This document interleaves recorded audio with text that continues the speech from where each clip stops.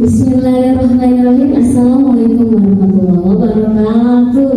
Waalaikumsalam warahmatullahi wabarakatuh. Alhamdulillahirrahmanirrahim. Puji syukur kehadiran Allah Subhanahu wa Ta'ala yang telah mempertemukan kita dalam acara diseminasi budaya positif dari teman-teman kita. Yang terhormat Kepala SMP Negeri 45 Jakarta Bapak Satar SPDLPB, yang kami hormati rekan calon guru penggerak dari SMP Negeri 45 Jakarta dan rekan-rekan guru SMP Negeri 45 Jakarta. Baik Bapak Ibu, sebelum kita mulai acara ini, kita akan lakukan pembukaan terlebih dahulu, yaitu dengan dibuka dengan melafalkan basmalah. Bismillahirrahmanirrahim. Acara selanjutnya adalah sambutan. Sambutan akan disampaikan oleh Kepala SMP Negeri 45 Jakarta kepada Bapak Satar SPDLPB. Kami persilahkan.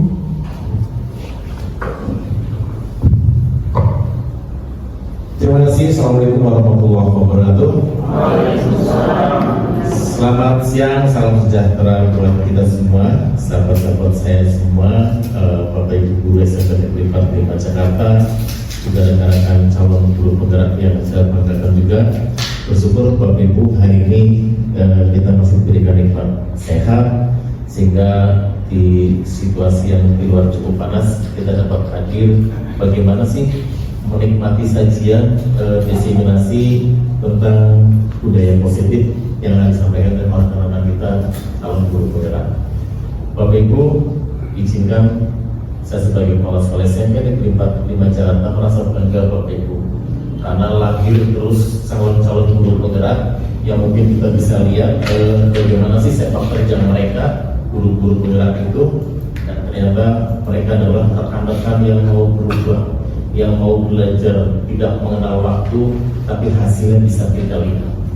Dan kebetulan di SMP Negeri 45 Jakarta juga sangat mendukung sebagai sekolah penggerak, ditambah dengan lahir calon guru penggerak, tentu ini menjadi budaya positif yang perlu kita lestarikan, katakan semacam itu.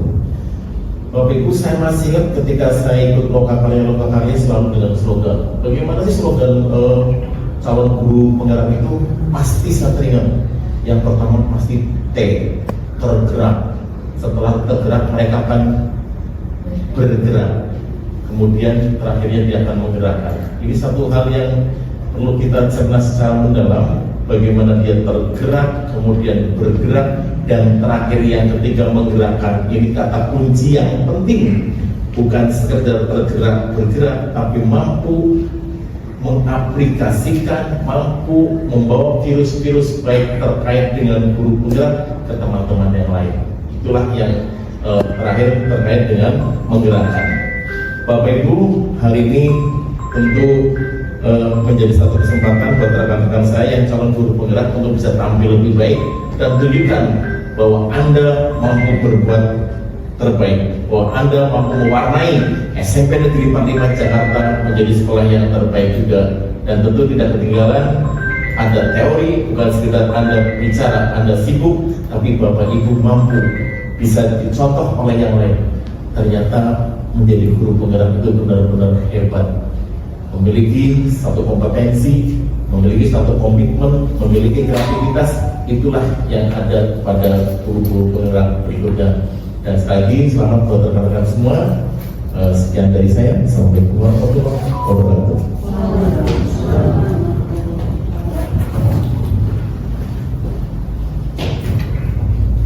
Pergi ke Solo, mampir ke pasar. Jangan lupa beli buahnya. Terima kasih kepada Bapak Satar atas sambutannya. Saya ada acara lain Bapak Ibu. Saya menurut Pada Expo di Monas, izin saya akan ke Monas lebih dahulu. Untuk Pak Dediman, tolong dikawal oleh Pak Dediman. Jangan pulang sebelum Padang. Terima kasih atas motivasi dan masukan-masukannya. Acara selanjutnya kita akan langsung ke acara inti saja Bapak Ibu, yaitu paparan diseminasi mengenai budaya positif yang akan disampaikan oleh Ibu Ibu Farah dan Ibu Puji. Kepada tim kami persilakan. Baik, terima kasih. Assalamualaikum warahmatullahi wabarakatuh. Alhamdulillahirrahmanirrahim. Wassalatu wassalamu ala asyrofil anbiya'i wal mursalin wa ala alihi washabihi ajma'in. Yang saya hormati Kepala SMP Negeri 45 Jakarta, Bapak Satar SPDMPD. Yang saya hormati Bapak Ibu Guru, rekan CGP dan juga Bapak Ibu Guru rekan sejawat. Alhamdulillah, terima kasih atas kehadirannya dalam acara ini, di mana izinkan saya di sini tidak menggurui atau bagaimana, tapi saya sekedar sharing tentang apa yang sudah kami pelajari dalam pendidikan calon guru penggerak. Di sini saya ingin menyampaikan diseminasi disiplin positif. Namun sebelumnya kita ingat kembali, Bapak Ibu, kalau saya bilang SMPN 45, berarti Bapak Ibu bilang we teach, we care, we share, we collaborate, we step forward together. Bisa? Oke, bahasa Inggris karena saya bahasa Inggris ya. Baik, siap ya? SMPN 45, we teach, we care, we share, we collaborate, we step forward together. Oke, terima kasih semua. Artinya kita mengajar, kita peduli, kita berbagi, kita berkolaborasi, dan kita melangkah bersama, Bapak Ibu. Nah, kita harapkan ini semua bisa kita lakukan bersama-sama, karena kita tidak bisa melakukan segalanya sendiri. Pasti kita saling membantu, saling bekerja sama.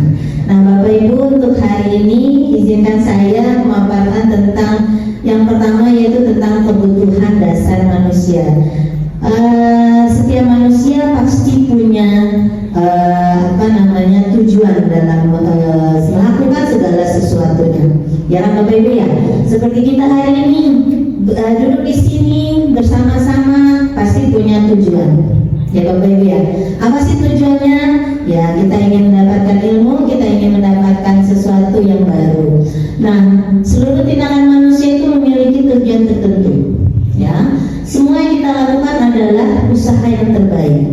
Pastinya kita ingin yang terbaik buat diri kita. Kemudian kita mendapatkan apa yang kita inginkan. Nah, semua itu adalah, ya, pasti kita ingin mendapatkan kebutuhan-kebutuhan kita, yaitu yang disebut dengan kebutuhan dasar. Setiap diri kita menginginkan terpenuhinya kebutuhan dasar kita. Apa saja sih kebutuhan dasar manusia? Yang pertama yaitu bertahan hidup. Ya, kebutuhan kita untuk bertahan hidup. Kemudian kasih sayang, kebebasan, kesenangan, dan penguasaan. Nah, mari kita lihat apa sih satu persatu dari kebutuhan dasar manusia.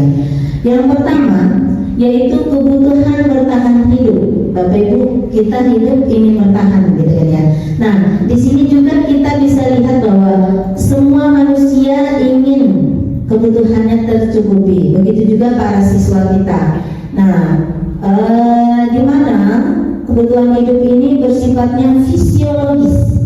Jadi contohnya kesehatan, rumah, makanan, kemudian kebutuhan biologis sebagai bagian dari proses reproduksi, termasuk kebutuhan untuk tetap bertahan hidup. Nah, komponen psikologis pada kebutuhan ini meliputi kebutuhan akan perasaan aman. Jadi ini kebutuhan yang pertama, jadi untuk survival.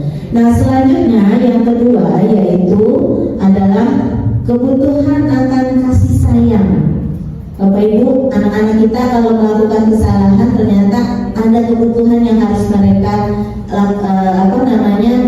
penuhi. Salah satunya ini, selain untuk bertahan hidup, ada juga untuk kasih sayang. Mereka mencari perhatian kita, mencari perhatian orang tuanya, ataupun mencari perhatian temannya.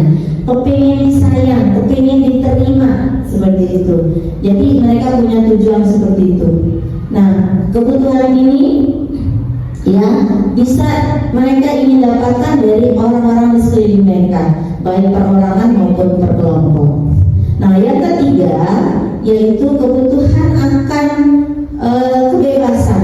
Mereka ingin merasa bebas, tidak terkekang di dalam kelas atau tidak terkekang di sekolah ataupun di rumah. Ya, mereka ingin kemandirian, ingin otonomi dan juga memiliki pilihan atau kemampuan mengendalikan arah hidup mereka. Nah, kadang di usia-usia apalagi di SMP, mereka sudah punya pilihan sendiri untuk diri mereka. Mereka ingin mengambil keputusan mereka sendiri. Tetapi memang di usia SMP ini mungkin belum belum ajak gitu ya, belum bisa. Tapi disinilah peran kita sebagai seorang guru. Apakah kita akan memberikan kebebasan ini secara gamblang atau tetap terbimbing? Yang keempat yaitu kebutuhan dasar manusia adalah kesenangan. Jadi mereka butuh rasa senang. Di kelas mungkin mereka merasa tertekan atau merasa ada yang jenuh seperti itu. Nah, mereka butuhkan kesenangan. Kadang-kadang mereka melakukan suatu kesalahan-kesalahan itu untuk mendapatkan kesenangan ini. Dalam kesenangan ini bisa anak-anak ambil itu dari kegiatan bermain, Bapak Ibu. Jadi mungkin dalam bermain itu mereka mendapatkan pelajaran-pelajaran baru. Nah, yang kelima yaitu kebutuhan dasar manusianya adalah penguasaan atau kebutuhan pengakuan atas kemampuan. Jadi mereka ingin diakui, Bapak Ibu. Mereka ingin merasa mereka itu sukses, mereka berhasil. Nah, kadang mereka menunjukkan suatu kesalahan-kesalahan yang mereka anggap itu baik, tetapi ternyata mereka hanya ingin menunjukkan kebebasan mereka seperti itu. Nah, penguasaan ini, kebutuhan untuk dihargai, kebutuhan untuk menunjukkan kemampuan mereka. Nah, mereka ingin dihormati seperti itu. Mereka ingin juga dianggap di dalam kelas ataupun oleh orang tuanya atau orang di sekitarnya. Nah, Bapak Ibu, selanjutnya ini ada satu contoh kasus. Mohon kita diskusikan bersama Bapak Ibu. Di sini ada Ibu Ambar. Nah, Ibu Ambar ini guru wali kelas 2A di SD Pelita Hati. Nah, Ibu Ambar ini bingung. Ada satu muridnya namanya Doni, itu beberapa anak di kelas 2 itu telah datang padanya dan mengeluh kalau Doni itu sering meminta bekal makan siangnya. Jadi anak ini makan malam gitu ya, makan siang temennya dia makanin gitu. Nah, paksa gitu. Nah, menghadapi situasi ini Ibu Ambar itu sangat pusing gitu ya. Nah, apa yang akan Anda lakukan kalau menurut Anda, Bapak Ibu guru, kalau misalkan ini terjadi di kelas kita gitu? Nah, kira-kira apa yang kita lakukan, Bapak Ibu? Kalau dari penjelasan restitusi, kemudian disiplin positif yang tadi, kira-kira apa yang kita lakukan? Apa sih alasan anak ini kenapa gitu dia mengambil makanan temannya gitu? Kira-kira apa jawabannya anak ini? Boleh Bapak Ibu silakan spontan saja. Kira-kira jawaban anak-anak yang akan mereka jawab apa? Kita kan pasti bertanya, kenapa sih kamu lakukan ini gitu ya? Untuk menstabilkan identitas kita bertanya dulu gitu. Kira-kira jawaban anak-anak apa, Bapak Ibu? Lapar. Karena ibu saya kesiangan. Karena ibunya kesiangan dan nyiapin makan. Ya. Ini kita ya pengalaman kita di kelas ya, Bapak Ibu ya. Terus apa lagi? Nggak dikasih uang jajan. Terus? Untuk memasak nggak ada uangnya, Bu. Untuk masak nggak ada uangnya, Bu. Oke, baik. Terus apa lagi, Bapak Ibu? Ya. Nah, jawaban-jawaban ini merupakan alasan-alasan anak-anak. Ya. Nah, dari alasan-alasan ini bisa kita analisis bahwa kebutuhan-kebutuhan mereka itu karena atau dia melakukan hal itu, anak-anak pasti punya tujuan, ya. Oke, baik. Tujuan yang pertama mungkin di sini jawabannya tadi ada karena lapar, tadi benar ada ya, karena lapar. Nah, kalau memang anak menjawab seperti ini berarti dia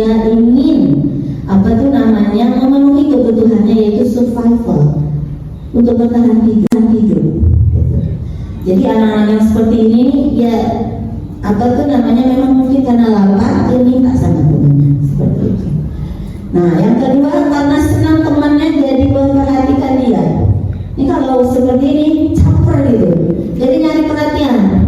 Ya anak seperti ini berarti dia memenuhi kebutuhan dirinya itu adalah untuk mencari rasa kasih sayang. Yang tadi yang poin kedua. Jadi dia cari perhatian teman-temannya. Jadi mengganggu, mencairin seperti itu ya Bapak Ibu. Nah, yang ketiga merasa bosan karena bekal mamanya itu mulu atau nggak pernah dibekelin gitu. Jadi bosan. Nah, telur ceplok mulu kata Pak Din. Ya, iya telur ceplok mulu. Jadi dia merasa bosan. Jadi dia ingin hal-hal yang baru, mencari kesenangan-kesenangannya seperti itu.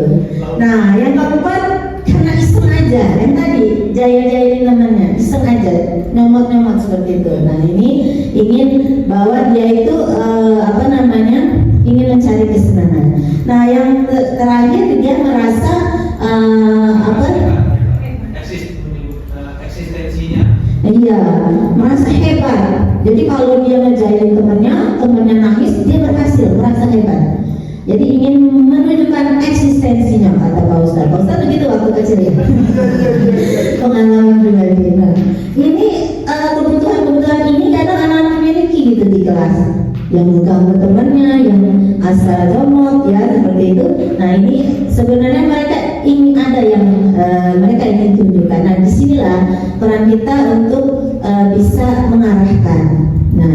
Nah pada bagian materi ini maka kita bisa tarik kesimpulan Bapak Ibu bahwa kebutuhan itu bersifat universal. Jadi semua orang sebenarnya punya, bahkan kita sendiri orang dewasa pun kadang seperti itu. Ya, ingin dihargai, ingin dikasih sayang, ingin tetap bertahan hidup, ya Bapak Ibu ya. Kemudian ingin merasa hebat juga ada dalam diri kita. Nah, bagaimana kita mengarahkan kepada anak kita supaya lebih positif kembali. Nah, kebutuhan ini juga terkait artinya pemenuhan kebutuhan atau mempengaruhi pemenuhan kebutuhan lainnya. Jadi mereka keterkaitan. Jadi yang lapar tapi jahil juga sama temannya gitu ya. Nah, mencari perhatian seperti itu. Nah, sebagai guru kita perlu memenuhi kebutuhan dasar manusia untuk dapat menciptakan lingkungan belajar yang positif dan kondusif. Nah, kita walaupun ini tetap tidak boleh menyerah ya Bapak Ibu. Kemudian, nah disinilah kita pentingnya memenuhi kebutuhan dasar manusia. Kita tahu kebutuhan dasar murid kita sehingga kita ketika menghadapi suatu permasalahan tidak langsung menjudge seperti yang tadi disampaikan seperti itu Bapak Ibu.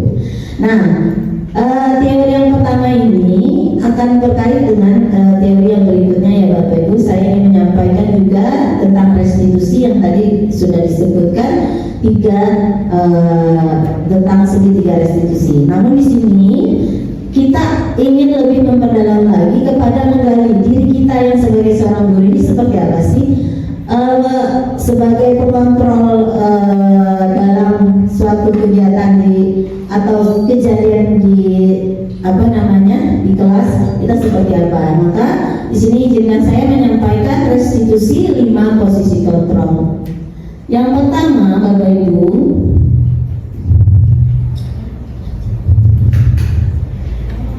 posisi kontrol kita sebagai guru yaitu penghukum.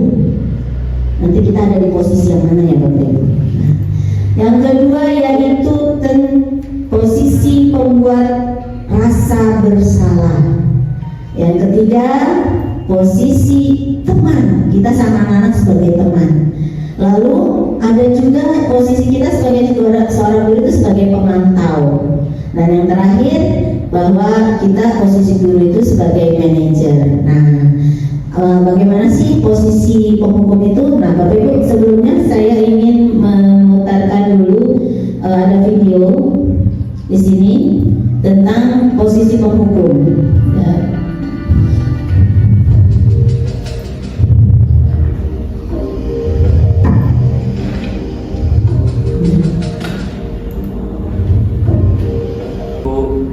Selalu terlambat. Kamu deh pasti terlambat. Maaf Bu, Saya Apa? Apa coba? Alasan kamu apa lagi? Kapan sih kamu tidak terlambat? Malas sekali ya kamu jadi anak. saya Dasar pemalas.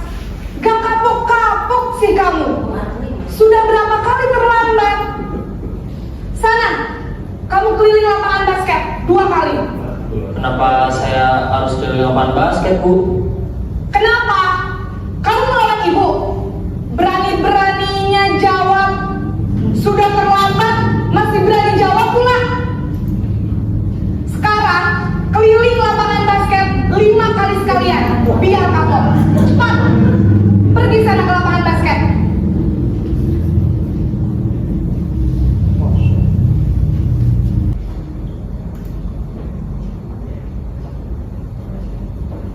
Oke, Bapak Ibu, di sisi posisi penghukum tadi ya. Kalau kita seperti tadi, berarti kita dalam posisi penghukum.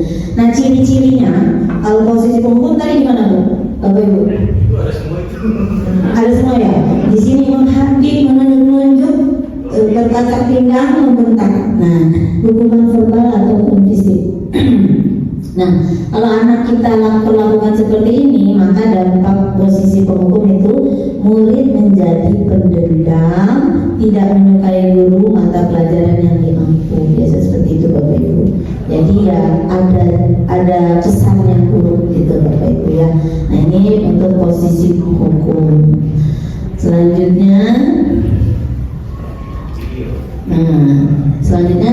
peran yang selanjutnya, posisi pembuat merasa bersalah. Nah, ini dia Bapak Ibu.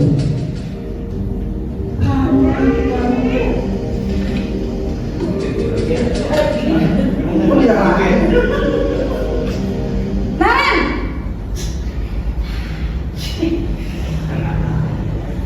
Selamat pagi, Bu. Naren, kamu kenapa terlambat lagi, nak? Ya Tuhan, Naren, kamu senang ya bikin ibu susah ya? Iya. Kalau kamu terlambat lagi, nanti ibu yang ditegur bapak kepala sekolah, nak. Disangka ibu tidak bisa membina kamu.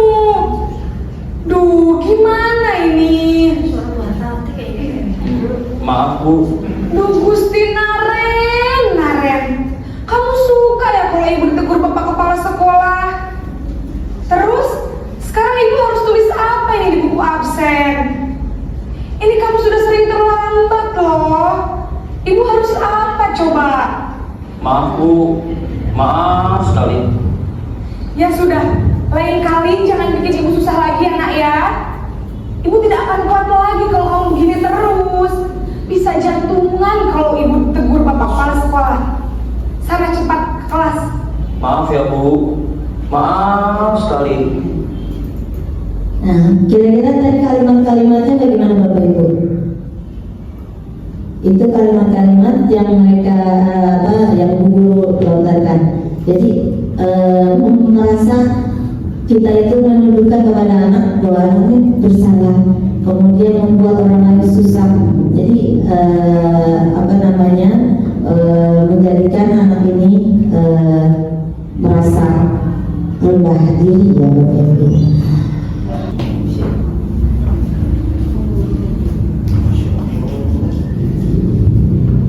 Nah, Bapak Ibu, kalau posisi bersalah itu, anak-anak akan merasa bahwa, nah ciri-cirinya sebenarnya kita bilangnya lembut ya. Tadi kelihatan lembut nggak kalimatnya? Ya, nggak bentak-bentak kan?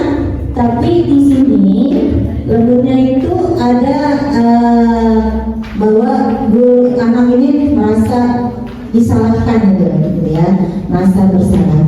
Nah, selanjutnya Bapak Ibu, dampak dari posisi ini, murid menjadi rendah diri. Jadi anak-anak kalau seperti itu kita menjadi rendah diri mereka dan menarik diri dari lingkungan. Kemudian murid akan merasa bersalah telah mengecewakan gurunya. Murid akan merasa menjadi orang yang gagal dan tidak dianggap atau tidak sanggup membahagiakan orang lain. Dan murid tertekan seperti ini tiba-tiba yang suatu saat akan meledak karena dia merasa tertekan dia akan meledak gitu ya. Suatu saat akan marah sekali, dan kadang-kadang ketika kemarahan itu sudah tinggi, dan inilah mereka akan membuat kesalahan yang fatal seperti itu. Nah, selanjutnya video yang selanjutnya yaitu posisi teman. Kadang ada kita sama anak sebagai teman gitu ya. Nah, ya di sini masih ada. Naren,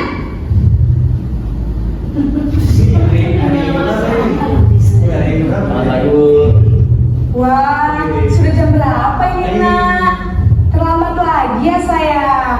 Iya Bu, habis ibu saya lupa bangunkan saya Bu. Kamu malah menyalahkan ibu kamu. Kamu bukannya anak yang larinya paling kencang. Kok terlambat sih? Iya Bu, saya memang terlambat bangun tadi. Jadi biarpun saya lari kencang, tetap gak kekejar Bu. Ya sudah sana nanti. Ya, di Kalimantan lagi mereka jadi kayak teman ya dulu ya. Biar gak terlambat lagi. Bikin seneng ibu demi ibu. Bisa kan? Bisa lah Bu. Ya sudah sana masuk kelas. Ibu beresin urusan absen kamu. Kamu ini ada-ada saja. Ya. Dalam posisi teman, guru berbicara. Nah, Bapak Ibu,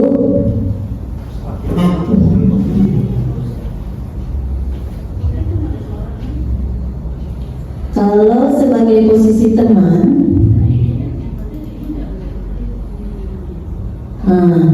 ciri-cirinya itu ya tadi, pakai kalimatnya kayak kalimat ngobrol sama teman ya, kayak teman aja gitu ya. Nah, tetapi ada negatifnya ternyata Bapak Ibu.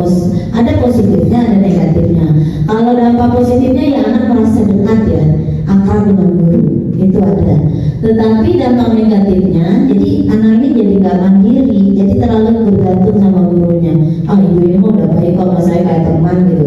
Jadi udahlah cincai lah seperti itu. Jadi ada positifnya yaitu dekat dengan kita, mereka bisa terbuka atau apa. Tetapi dampak negatifnya mereka kadang jadi menyepelekan dan jadi bergantung. Saya terlambat nggak apa-apa, saya begini nggak apa-apa, nanti Bapak Ibu guru akan memaklumi, seperti itu.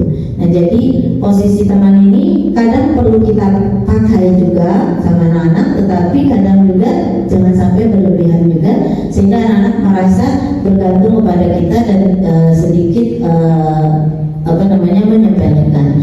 Dan murid bisa berperilaku baik tapi hanya kepada orang-orang tertentu saja. Jadi kalau sama guru ini oke lah dia sebagai teman dekat seperti itu, tapi sama guru lain ya tetap aja dia tidak menghargai seperti itu. Nah, yang selanjutnya yaitu posisi pemantau Bapak Ibu. Nah, posisi pemantau ini kita bisa lihat contohnya seperti ini Bapak Ibu. Anak ini terlambat lagi, masih Naren ya Bapak Ibu. Tapi kali ini posisi guru sebagai pemantau, artinya dia mengingat-ingat atau melihat dari semua kesalahan yang sering dilakukan Naren. Naren, apa peraturan sekolah kita tentang jam berapa kita harus masuk sekolah, Nak? Kita harus di sekolah jam 7 Bu. Iya betul, sekarang sudah jam 7.20. Naren sudah tahu konsekuensinya jika terlambat hadir. Paham Bu, saya harus tinggal kelas pas jam istirahat selama 20 menit. Iya benar, konsekuensinya demikian. Jadi nanti jam 9.30 pas istirahat, kamu harus tinggal di kelas, kerjakan tugas tambahan untuk ketertinggalan kamu, ya? Baik Bu. Ya, Bapak Ibu, kalau posisi pemantau itu biasanya kita atau guru itu mengingatkan tentang tata tertib gitu ya, terus apa saja yang sudah dilanggar, kemudian juga konsekuensinya apa kalau kayak gitu. Nah, itu sebagai pemantau berarti kita. Nah, ciri-cirinya yaitu tadi seorang pemantau suaranya datar, dia tak marah-marah, tapi di sini dia identitas positif atau berhasil, mengadakan perhitungan atau data untuk mengontrol murid, dan pemantau senantiasa memantau pada murid yang diberi sanksi lalu mengawasinya. Nah, dampak posisi pemantau, murid paham maka konsekuensi yang harus dijalankan karena telah melanggar. Terus guru juga tidak ada emosi di sana. Namun murid tetap dibuat tidak nyaman ya, karena dia harus tinggal di kelas pada waktu jam istirahat tadi. Nah di sini mereka akan merasa tertekan gitu, seperti itu. Jadi dari konsekuensi tadi. Nah karena murid tidak bisa ditinggal seorang diri. Nah di sini posisi pemantau sebenarnya bagus juga Bapak Ibu ya, kita mengingatkan, tetapi ternyata masih belum cukup. Nah kita harus tingkatkan ke posisi yang berikutnya, yaitu sebagai posisi manajer. Nah ini contoh dari dialog atau posisi manajer Bapak Ibu.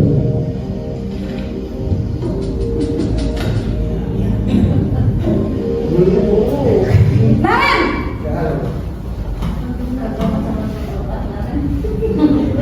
Selamat pagi Bu. selamat pagi Naren. Maaf Bu, saya terlambat. Iya, sekolah masuknya jam 7, sekarang sudah jam 7.20. Jadi sekarang bagaimana ini Naren? Maaf Bu, saya lupa setel alarm saya semalam. Baiklah, menurut kamu, keyakinan sekolah yang mana yang perlu kamu tingkatkan? Menghargai diri sendiri dan orang lain mungkin ya Bu. Setuju. Jadi, apakah Naren meyakini prinsip saling menghormati tersebut? Iya Bu, saya meyakininya. Apakah Naren bersedia memperbaiki masalah keterlambatan ini?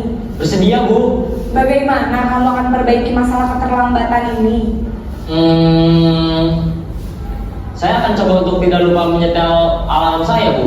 Baik, kalau Naren lupa menyetel alarm di rumah, ada orang yang kira-kira bisa bantu mengingatkan tidak? Ada Bu, kakak saya, Kak Emma. Ada lagi selain Kak Emma? Selain Kak Emma, ada ibu saya. Baik, jadi yang mengingatkan Naren adalah Kak Emma dan ibu kamu ya? Kira-kira akan mulai setel alarm kapan nih Naren? Setelah pulang sekolah, akan segera saya lakukan. Baik, jadi Naren akan setel alarm untuk bangun besok pagi dan akan diingatkan oleh kakak dan ibunda Naren ya. Ada lagi yang mungkin perlu dilakukan Naren agar tidak terlambat bangun lagi? Tidak ada Bu. Baik Naren, terima kasih untuk kerjasama kamu. Sekarang kamu perlu kembali ke kelas untuk belajar. Baik Bu, terima kasih. Baik Bapak Ibu, di sini posisi manajer. Sebagai seorang guru kita bisa menjadi atau posisi kita sebagai seorang manajer Bapak Ibu. Nah, posisi manajer ini ya dari segi suara tadi teriak-teriak nggak Bapak Ibu? Tidak. Terus panggilnya karena jauh makanya teriak ya. Nah, posisi manajer ini biasanya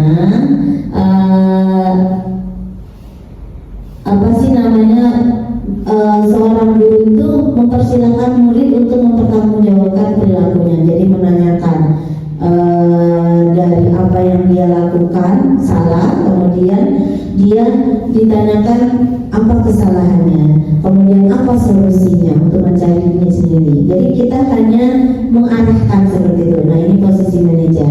Nah dampak dari posisi manajer ini diharapkan murid itu menjadi mandiri. Kenapa dia bisa mandiri? Karena dia bisa menemukan solusinya untuk dirinya sendiri. Karena dia yang mengetahui dirinya, maka dia yang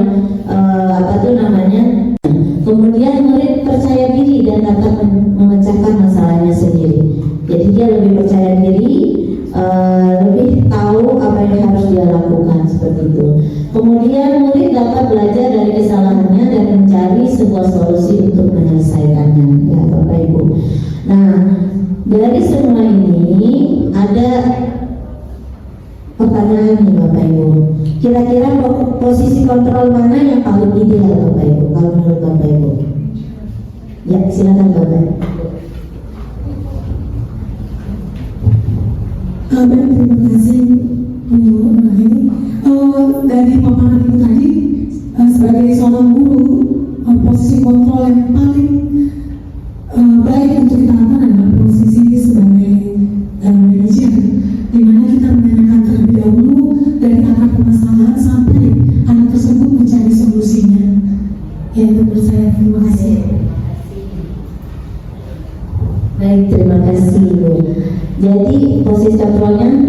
yang paling ideal adalah manajer, kita sebagai seorang manajer. Atau ada pendapat lain Bapak Ibu? Pak Ustadz? Menurut Pak Ustadz, posisi yang paling ideal manajer, teman, penghukum, atau bagaimana Pak Ustadz? Saya pikir dari semua 5 prestasi yang posisi kontrol itu tidak ada yang ideal.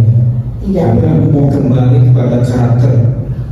Kita ingin menjadi seorang manajer, tapi kalau karakter kita yang emosi juga sulit. Nah, itu kembali kepada pribadi kita dan disesuaikan dengan kondisi pada saat ini terjadi. Memang kalau pengen realnya kita pengen yang tertinggi manajer kan, tapi semua itu butuh proses. Benar sekali. Ya. Dan kembali kepada karakter seorang guru. Ada karakter yang memang dia itu tegas, ada yang memang lemah lembut, dan semuanya pasti ada kekurangan dan kelebihan. Itu saja. Kira-kira kalau Pak Ustadz ada di posisi yang mana nih Pak Ustadz? Sebagai manajer, teman, atau apa nih? Kira-kira yang pas buat Pak Ustadz untuk menangani suatu masalah gitu. Kalau saya lebih senang sebagai teman atau sahabat, tapi saya bisa memposisikan dia sebagai siswa dan saya sebagai seorang guru, dan tetap perlunya itu tetap dijalankan aturan-aturan sekolah. Baik, terima kasih. Berarti tepuk tangan dulu untuk Bu Mahartati dan Pak Maulana. Baik Bapak Ibu, memang seperti itu ya Bapak Ibu. Tidak ada yang kita tidak hanya ada di posisi manajer saja, tapi terkadang kita bisa menjadi posisi sebagai teman ataupun pemantau. Jadi yang tidak tapi kadang kita perlu ada penghukuman ya. Tapi memang di sini kembali lagi bahwa yang posisi idealnya adalah kita sebagai seorang manajer. Ingin semuanya seperti tadi mencari solusi tanpa masalah seperti itu ya Bapak Ibu. Nah, lalu posisi kontrol mana yang dapat menimbulkan motivasi intrinsik? Kira-kira yang mana Bapak Ibu? Yang dari dalam. Kira-kira motif posisi mana yang datangnya dari dalam? Ya, Bu Yuliana.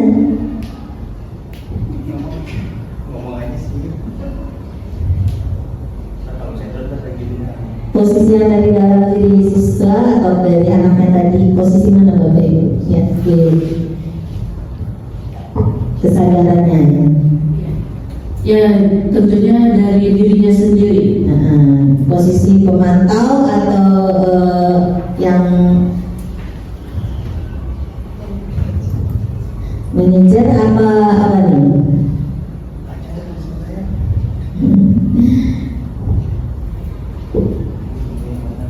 Kalau saya lebih kepada teman sama dengan Pak Maulana. Ya, jadi kalau sebagai teman itu lebih intrinsik ya. Oke. Baik, terima kasih Bapak Ibu. Ada lagi? Pak Yunus?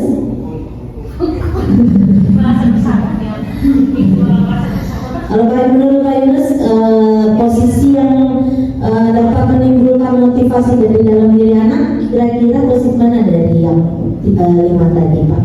Semua posisi sebenarnya bisa muncul motivasi intrinsik dalam diri anak. Karena yang namanya motivasi intrinsik itu muncul tuh oleh dasar kesadaran masing-masing. Mau di posisi manapun kalau tidak ada kesadaran tidak akan muncul tuh motivasi. Ya, terima kasih Pak. Baik Bapak Ibu, jadi dari tayangan tadi dan dari pertanyaan tadi bahwa kita sepakat bahwa posisi yang paling ideal yang paling tinggi yaitu manajer.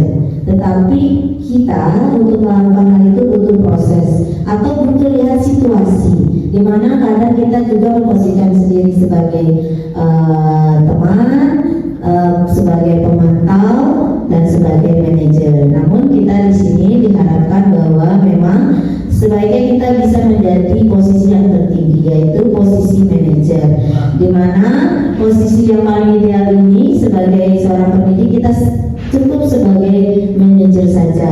Nah, di sini seorang manajer bisa menjadi sebagai teman, bisa juga sebagai pemantau seperti itu Bapak Ibu. Jadi melihat kesalahan-kesalahan yang dibuat oleh siswa, kita lihat dulu, kita gali dulu apa sih kebutuhannya, kemudian kita arahkan, lalu kita gali anak ini untuk mencari solusi untuk dirinya dan membuat komitmen untuk dirinya sendiri. Jangan hanya bergantung kepada orang lain seperti itu. Jadi harus dari diri dia, ya Bapak Ibu. Itu yang diharapkan. Dan posisi manajer ini diharapkan bahwa guru dapat menerapkan disiplin positif yang berpihak pada murid, yang memerdekakan murid.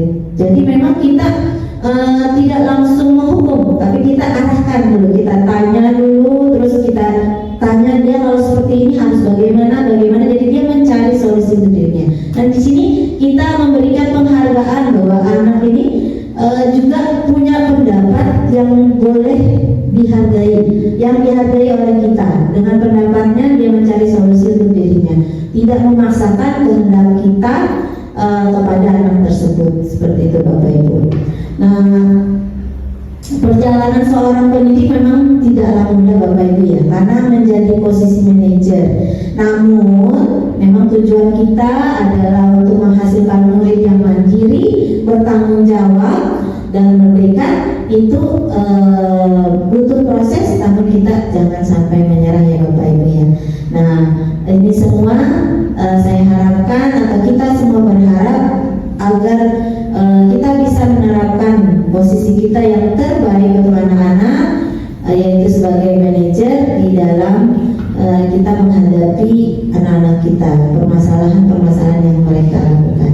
Nah, Bapak Ibu di sini ada yang ingin bertanya Bapak Ibu? Miss? Ya, silakan. Baik, terima kasih untuk waktu yang diberikan. Pertanyaan saya dari 5 tadi posisi kita sebagai seorang guru, kira-kira untuk tingkat SD, SMP maupun SMA, apakah ada penerapan yang berbeda? Karena kita tahu untuk tingkat SD untuk mencari solusi itu bukan hal yang mudah, karena kita punya peserta didik kan dari berbagai jenjang yang mudah. Untuk kita sebagai guru SMP, apakah untuk menjadi penghukum, ya penghukum bisa membuat anak berubah nantinya, atau apakah ada cara lain, bentuk hukuman lain yang bisa membuat anak ini lebih menyadari kesalahannya, gitu Bu. Karena tadi seperti Pak Maul bilang, sebenarnya 5-5-nya bisa kita taruh anak-anak, tapi pendekatannya seperti apa? Kalau kita menghukum dia tidak dibenci seperti apa, gitu Bu. Karena menghukum itu adalah salah satu cara mengubah anak, tapi hukuman seperti apa yang bisa kita lakukan, yang bisa kita berikan kepada siswa agar mereka tidak membenci kita dan tetap ada perubahan dalam diri mereka. Terima kasih. Terima kasih Bapak Ibu. Super sekali pertanyaannya. Beri tangan dulu Bapak Ibu. Baik, untuk pertanyaannya memang begitu Bapak Ibu. Kita ketika menghadapi anak-anak itu kan beda-beda level ya Bapak Ibu. Dari SD, SMP, SMA memang beda levelnya. Nah, kita akan melihat lagi teori-teori yang sudah diberikan. Pertama tentang keyakinan, ya Bapak Ibu. Hukuman tadi dibilang bahwa hukuman itu tidak akan berjangka panjang. Ini hanya jangka pendek, hanya saat itu saja dia jerak seperti itu ya. Tapi besoknya pasti dia tidak ada kesadaran dari diri sendiri seperti itu. Nah, maka di sini ditawarkan bahwa sebelum memberikan hukuman di awal mungkin di dalam pembelajaran kita atau di dalam sekolah kita lakukan dulu yang namanya membuat sebuah keyakinan. Kita kesepakatan seperti itu ya, tata tertib atau konsekuensi apa kalau misalkan kamu melakukan ini seperti itu. Nah ini bentuknya tidak hukuman. Kalau hukuman itu satu pihak, hanya guru yang menetapkan seperti itu. Kamu harus jalan jongkok, kamu harus ini. Nah itu hukuman. karena diambil dari satu pihak. Tetapi kalau kita membuatnya ini dalam bentuk kesepakatan keyakinan kelas kita atau keyakinan sekolah kita, dia akan merasa dilibatkan dalam membuat kesepakatan tersebut, dan ketika dia melanggar dia akan merefleksikan, oh iya kesepakatan ini saya sudah pernah buat, berarti konsekuensinya dia akan laksanakan seperti itu. Nah ini alangkah baiknya mungkin bisa kita coba kembali di kelas-kelas kita, setiap mau belajar atau sebelum belajar kita membuat kesepakatan-kesepakatan ini gitu. Sehingga ketika dia membuat kesalahan dia tahu konsekuensinya seperti itu. Nah ketika menangani dengan anak SD kan tidak tahu mencari solusinya seperti apa. Nah ini memang tidak dia yang harus mencari solusi sendiri, tetapi kita arahkan dengan tadi perkataan-perkataan guru. Apa sih yang kamu bisa lakukan? Terus di rumah ada siapa aja? Jadi pertanyaan-pertanyaan yang menggiring untuk mencari solusi itu yang bisa kita lakukan atau kita diskusikan kepada mereka. Mungkin seperti itu Bu Hanta. Ya, terima kasih buat itu pertanyaannya. Baik Bapak Ibu, apakah ada lagi pertanyaan? Cukup? Ya, oke. Terima kasih Bapak Ibu untuk hari ini saya ucapkan sangat berharga sekali ya Bapak Ibu diskusi ini. Mudah-mudahan apa yang kita diskusikan membawa manfaat untuk kita semua. Semua kita bisa menjadi seorang guru yang bisa menjadi seorang manajer juga ya Bapak Ibu ya. Atas partisipasinya hari ini saya ucapkan terima kasih. Wabillahi taufiq wal hidayah, dan mohon maaf kalau ada yang salah Bapak Ibu ya. Assalamualaikum warahmatullahi wabarakatuh.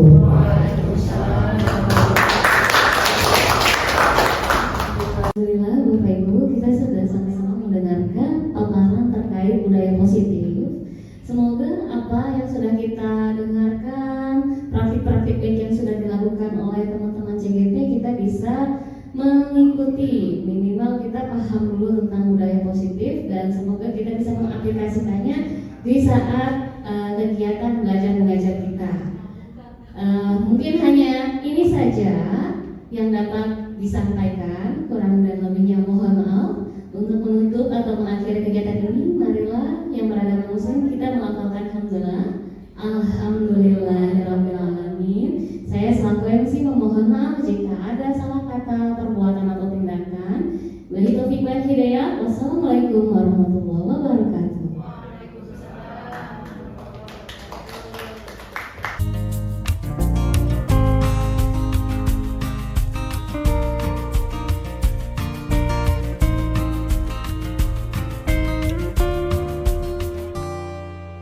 Mengenai kebutuhan dasar manusia yang menurut saya memang penyebab anak-anak melakukan sebuah perkara atau kesalahan atau pelanggaran itu adalah memang didasari 5 kebutuhan tersebut.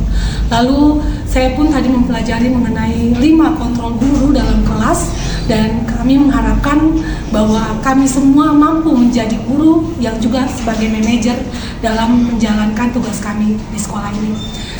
Terima kasih banyak untuk kesempatan berharga yang diberikan kepada kami semua. Sukses selalu untuk program CGP, dan selamat buat Mem Aini yang bisa menyelesaikannya. Terima kasih. Assalamualaikum warahmatullahi wabarakatuh. Terima kasih untuk Bu Nur Aini SPD MPD yang telah memaparkan terkait materi pada hari ini.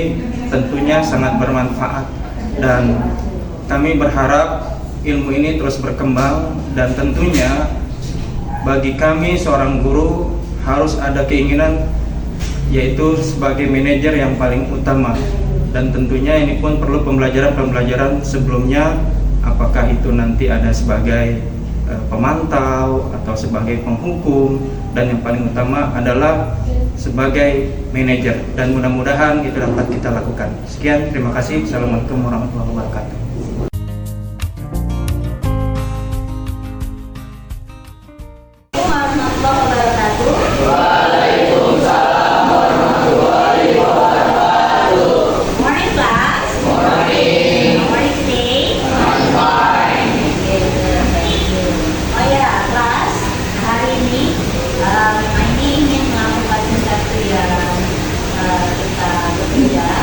Hari ini kita ingin membuat yang namanya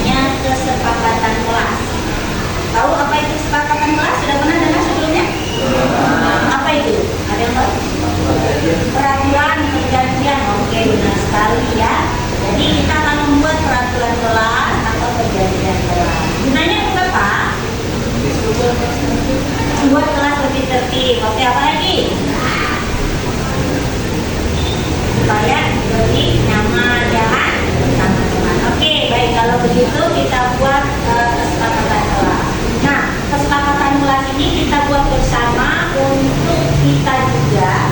Nah, jika ada sesuatu yang mungkin tidak kita sepakati, nanti kita tidak pakai. Tapi kalau misalkan nanti sepakati, kita pakai sebagai kesepakatan kelas.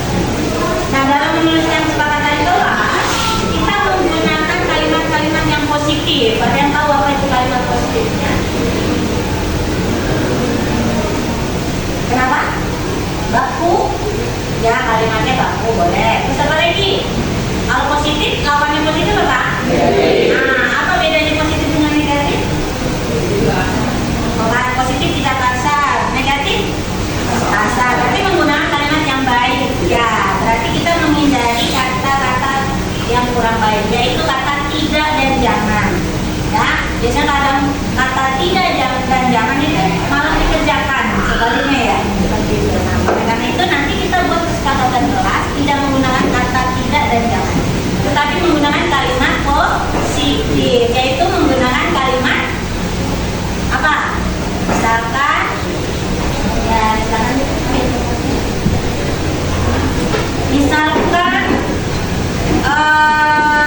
tidak mencontek. Tidak mencontek berarti apa? Jujur, tidak mencontek berarti jujur. Terus kalau tidak buang sampah sembarangan berarti apa? Oke, bagus sekali, membuanglah sampah pada tempatnya. Oke, karena itu kita akan membuat kesepakatan kelas kita. Bagaimana sih kelas kita pengennya seperti itu ya? Nah, nanti memang ini kasih sticky note, tuliskan di sini kalimat yang ingin kalian kesepakati buat kesepakatan kelas kita, buat belajar kelas kita. Bisa dipahami? Oke, ini memang dibagikan ya.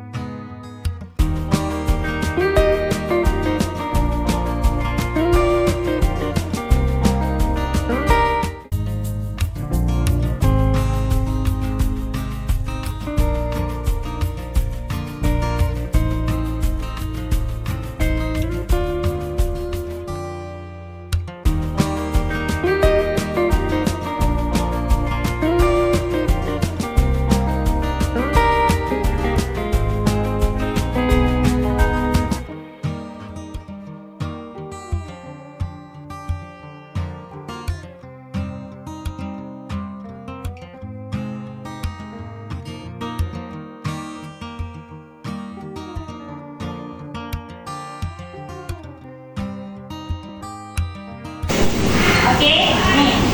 Sekarang kita sudah dapatkan. Tadi kalian sudah menuliskan, maka kita akan dapatkan di sini ada banyak sekali ya apa yang kalian ada di kelas kita. Tapi kita lihat dulu apakah ada yang sama atau tidak. Kalau ada yang sama berarti kesepakatan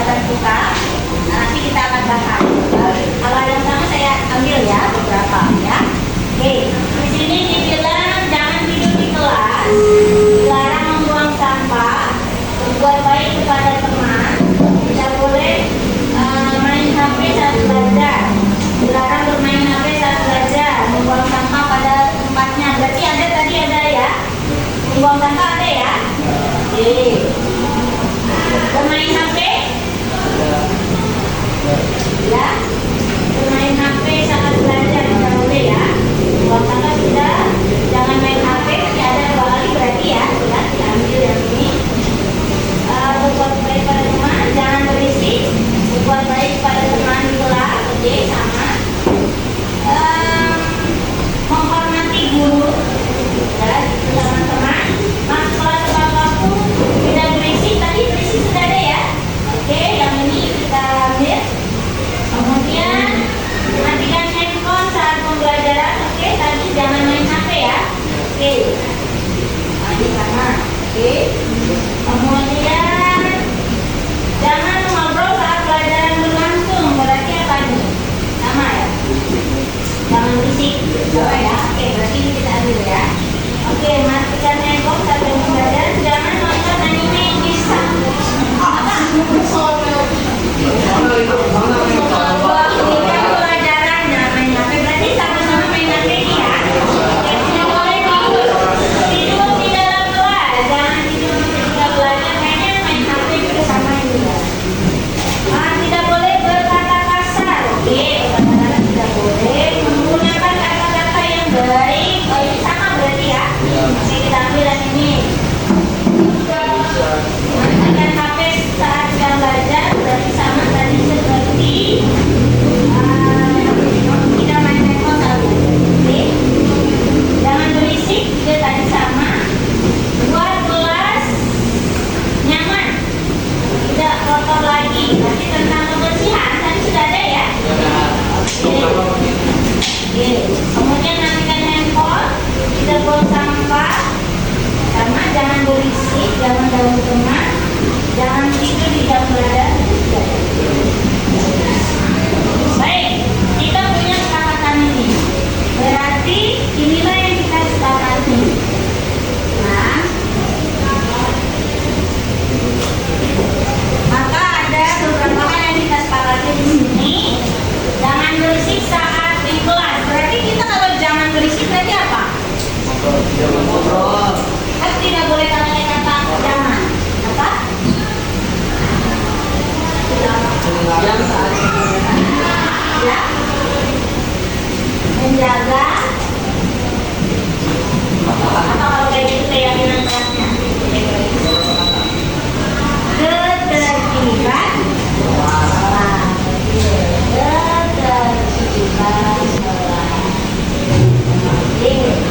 Lalu yang kedua, kesimpulannya selanjutnya membuang sampah pada tempatnya. Itu sudah kalimat positif ya. Nah, bisa kita buat kalimat keyakinan kita. Berarti apa?